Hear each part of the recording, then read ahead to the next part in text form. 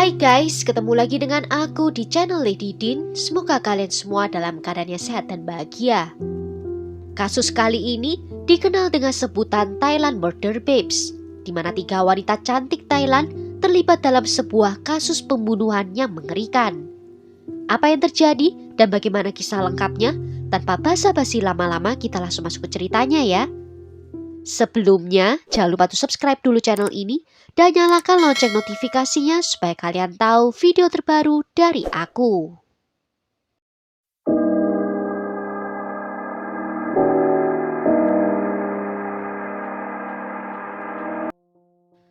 Wari Sarah Kelinjui yang berusia 22 tahun bekerja di bar karaoke sebagai seorang pramuria. Beberapa sumber menyebutkan bahwa dia memiliki hubungan dengan dunia narkoba dan juga diduga sebagai seorang pencinta sesama jenis. Karena pada saat itu, dia sedang menjalin hubungan dengan wanita lain yang merupakan teman sekelasnya dulu. Tetapi sebenarnya dia sudah menikah dan suaminya yang berusia 35 tahun tidak menyadari fakta bahwa dia bekerja sebagai seorang pramuria dan dia menjalin hubungan dengan wanita lain. Diketahui juga dia memiliki banyak pacar dan menikmati melakukan hubungan intim berkelompok dengan wanita yang dia temui melalui internet. Ibunya juga mengaku kalau Wari Sarah pernah menjalin hubungan dengan wanita tomboy dulunya. Suaminya begitu sibuk dengan pekerjaan dan harus pergi hampir sepanjang waktu sehingga Wari Sarah dapat melakukan apa yang dia mau tanpa disadari oleh suaminya. Wari Sarah akan memberitahu suaminya bahwa dia hanya menghabiskan waktu bersama dengan ibunya setiap kali dia pergi. Sehingga suaminya menjadi sangat terkejut mengetahui bahwa istrinya menjalani kehidupan ganda. Selama bekerja sebagai pramuria di tempat karaoke, dia berteman dengan Priyanu Nonwangchai yang berusia 24 tahun dan Kawita Rachada yang berusia 25 tahun. Dan diduga kalau Wari Sarah juga menjalin hubungan cinta dengan Priyanu. Mereka semua bekerja sebagai pramuria yang bertugas untuk menyambut dan menghibur tamu di bar dan tempat karaoke. Tetapi ada yang menyebutkan bahwa mereka melakukan prostitusi dari waktu ke waktu. Mereka melakukan prostitusi karena ingin mendapatkan uang dengan mudah untuk membiayai kehidupan mewah mereka.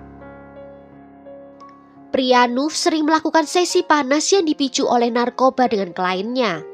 Dia mengenakan tarif hingga 5.000 baht Thailand per malam untuk layanan seksualnya. Dia juga mendapatkan penghasilan dari menjadi model panas webcam. Karena dia mendapatkan penghasilan cukup banyak dari semua pekerjaan yang dia lakukan, dia bisa menjalani operasi plastik ekstensif. Dia bukan berasal dari latar belakang keluarga kaya dan dibesarkan di sebuah pertanian kecil. Priyanu sekarang menampilkan gaya hidup yang berbeda dari masa kecilnya di pedesaan. Dia sering menampilkan sepatu dan tas desainer dan sering mengambil foto dan video dengan tumpukan besar uang tunai dan bubuk berwarna putih yang diduga adalah kokain. Terlepas dari semua itu, Priyanu adalah seorang putri yang berbakti pada orang tuanya dan dia membangunkan sebuah rumah untuk ibunya. Priyanu dan Wari Sarah mulai bersih tegang. Dan ketegangan di antara mereka terus meningkat karena Wari Sarah tidak membayar hutang sebesar 40.000 baht lebih dari setahun lamanya. Priyanu dan pacarnya rutin menggunakan dan menjual obat terlarang khususnya metamfetamin. Dan keadaan menjadi lebih buruk ketika Wari Sarah memutuskan untuk melaporkan pacar Priyanu karena mengedarkan obat terlarang.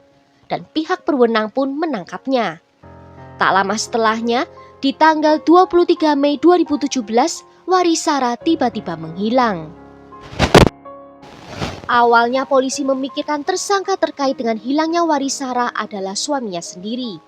Suaminya yang terlalu sibuk bekerja sangat terkejut mengetahui banyak hal yang dia tidak ketahui tentang istrinya. Dan kali ini dia juga tidak mengetahui pergi kemana istrinya tersebut. Pada tanggal 25 Mei, seorang warga lokal melaporkan adanya bau tak sedap dari sebuah kuburan dangkal. Dan dalam pemeriksaan polisi, menemukan tubuh seorang wanita muda yang telah dipisah-pisahkan, disimpan di dalam kantong plastik dan terkubur di sana. Dan tubuh itu diidentifikasi milik dari Wari Sarah melalui tato di tubuhnya. Awalnya polisi mengira motif kejahatan ini karena dipicu rasa cemburu dan perselingkuhan.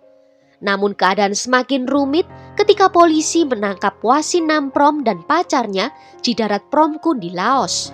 Dan setelah diinterogasi, Wasin mengungkapkan kalau Warisara dibunuh karena dia adalah seorang pengadu dan telah bersekongkol dengan polisi tentang transaksi obat terlarang perihal pacarnya Priyanu. Dan 3 orang pelaku lainnya diyakini melarikan diri ke Myanmar. Dan polisi Thailand segera bekerja sama dengan polisi Myanmar. Dengan bantuan kepolisian Myanmar, polisi Thailand dapat melacak pergerakan dari ketiga pelaku. Polisi di Myanmar mengetahui ketiganya tinggal di sebuah rumah kosong di Tachilek. Mereka tertangkap kamera saat sedang keluar pergi berbelanja. Ketiga wanita itu tampak begitu tidak peduli kalau mereka sedang dalam pelarian. Priyanu bahkan mengirim foto-foto dirinya yang memperlihatkan dia ke tempat pijat di daerah tersebut sambil mencari pekerjaan dan bekerja selama 2 malam di sebuah bar. Tetapi kemudian mereka harus mundur ke desa yang lebih sepi karena adanya tekanan dari pihak berwenang yang semakin meningkat. Segera setelah ditangkap, mereka bertiga diserahkan kepada kepolisian Thailand. Dalam interogasinya, Priyanu mengaku kalau dia awalnya hanya ingin menggertak saja dan tidak ada intensi untuk mengambil nyawa Warisara. Mereka semua diterbangkan kembali ke Thailand untuk kasus ini. Dan semuanya didakwa melakukan pembunuhan berencana termasuk menyembunyikan jenazah korban dan tinggal di Myanmar melebihi masa berlaku dari visa mereka. Rekaman CCTV menjadi bukti penting, yaitu pada tanggal 23 Mei 2017, Warisara terlihat masuk ke dalam mobil Honda CR-V yang kemudian diketahui adalah mobil sewaan. Dan ini menjadi kali terakhirnya dia terlihat dalam keadaan hidup. Di tanggal itu juga rekan kerjanya mengatakan kepada polisi bahwa itu adalah terakhir kalinya mereka melihat Warisara. Prianus dan Kawita adalah 2 orang yang bersama dengan Warisara ketika dia memasuki mobil. Priyanu memberitahu Warisara bahwa mereka memiliki peluang kerja untuknya dan ingin berdiskusi lebih lanjut dengannya di dalam mobil. Namun begitu masuk di dalam, Priyanu tiba-tiba berubah menjadi kasar. Dia menutup kepala Warisara dengan kantong plastik yang dia dapatkan dari toko swalayan. Dia kemudian menekan lehernya dengan kuat dan memukulinya sampai meninggal dunia. Di dalam mobil itu juga ada Apiwan Sataya Bundit yang berusia 28 tahun dan teman lainnya seorang pria bernama Wasin Namprom yang berusia 22 tahun. Dan Wasin yang bertugas untuk menyetir mobil itu. Mereka berempat kemudian berhenti di sebuah toko perangkat keras untuk membeli gergaji. Dari sana mereka membawa jenazah Warisara ke sebuah motel dan kemudian memisah-misahkannya di dalam sebuah kamar. Tubuhnya dibagi menjadi 2, pantat dan kakinya dibungkus dengan kantong sampah hitam, kemudian dimasukkan di sebuah kotak plastik. Di kotak lainnya terdapat torso dengan kepala yang masih tersambung, namun kedua lengannya telah dipisahkan.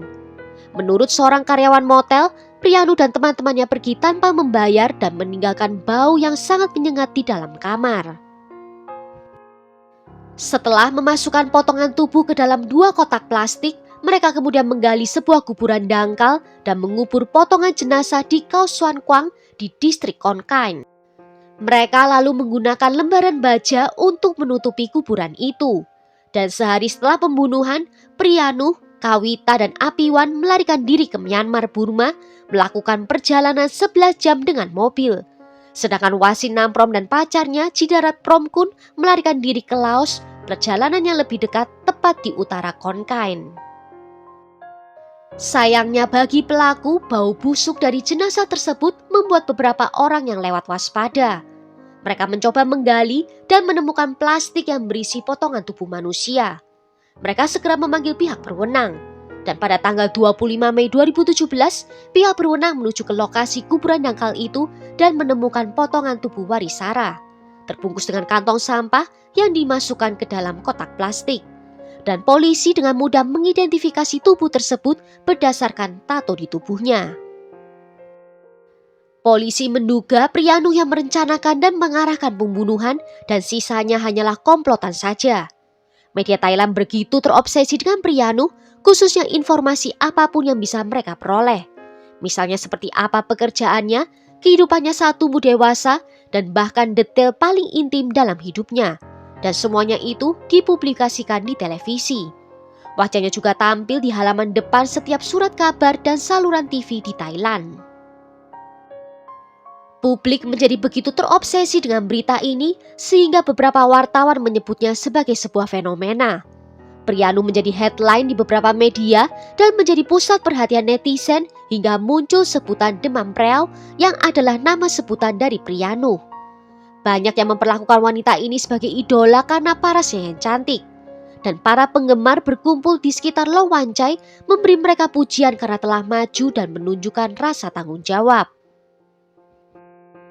Karena banyak yang begitu terobsesi dengan para pelaku ini menyebabkan penjualan besar-besaran souvenir seperti poster, gantungan kunci dan barang-barang lain yang terkait dengan kasus ini.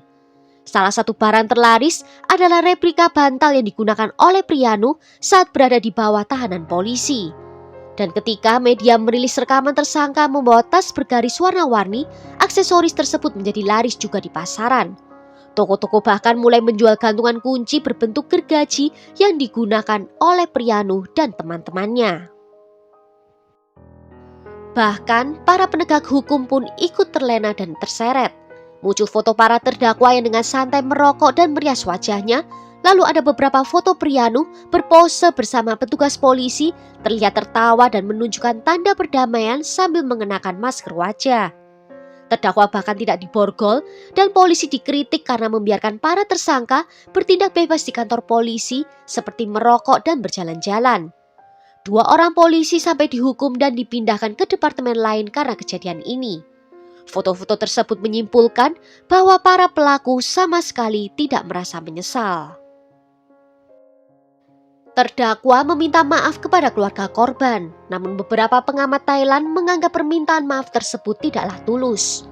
Dalam persidangan, pengacara pembela menyatakan kalau terdakwa tidak bermaksud pembunuhan itu terjadi dan itu hanyalah kecelakaan saja.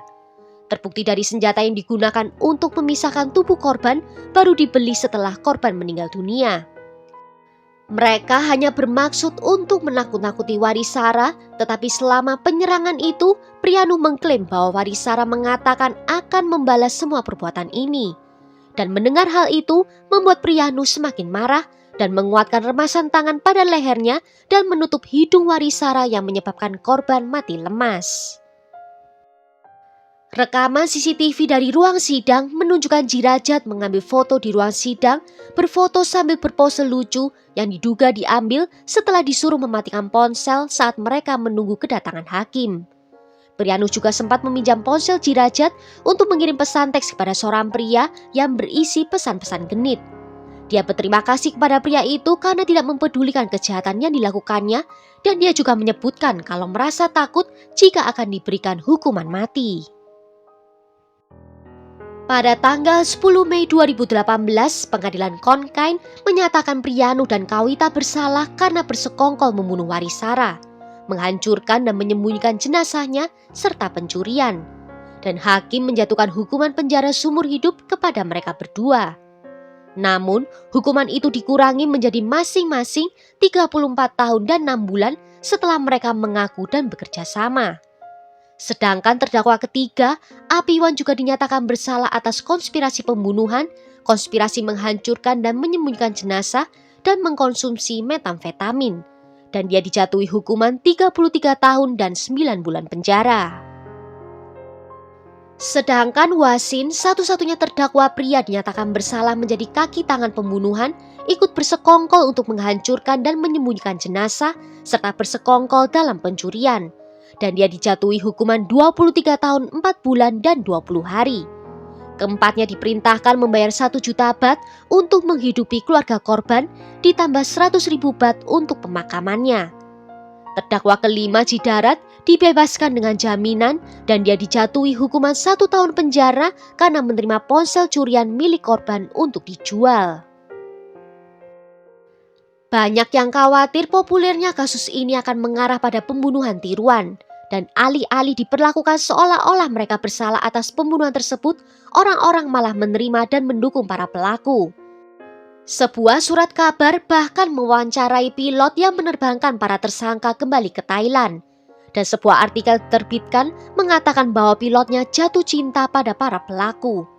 Media juga mewawancarai para pedagang yang menjual barang-barang yang berhubungan dengan Priyanuh dan komplotannya.